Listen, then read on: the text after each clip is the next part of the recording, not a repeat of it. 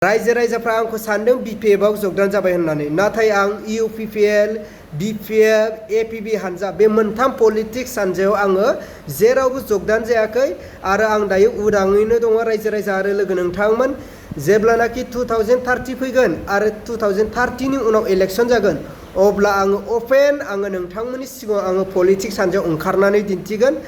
जेब्लानाखि आंनि जिउआ 2030 सिम मोजाङै थायोब्ला अब्ला आङो पलिटिक्स हानजायाव रोखायै ओंखारगोन रायजोफोर, आरो अपेन ओंखारगोन। खुनु गोनो गोथो दा जा, आङो दायो बिपिएफ होन, इउपिपिएल होन, एपिबि हानजा होन, आं जेरावबो जगदान जायाखै। बिजेपि आरो कंग्रेस बेथ' आंनि गोसोनिफ्राय बुहुत गोजानाव। आं जिंदागि आरो माब्लाबाबो आङो बिजेपि कंग्रेसआव आङो हाबखाया। हाबनो गोसोब्ला आङो बिपिएफ आरो इउपिपिएल आरो एपिबि हानजा बे पलिटिक्स मोनथामाव आङो हाबगोन। मानो होनोब्ला बेवहाय जोंनि बर'नि साथाम दैदेनगिरि मेलेमजिबि बिथांमोनानो दंखायो, नङा होनब्ला? दा साथाम दैदेनगिरि थानायाव आरो गुबुन पार्टियाव आङो मानो आगान हैनो, नङा होनब्ला?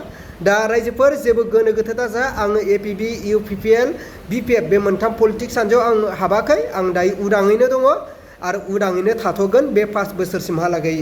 स' नोंथांमोननि गोसो सिंनि साननाय डाउटफ्रा क्लियार जाबाय होननानै आं सानो।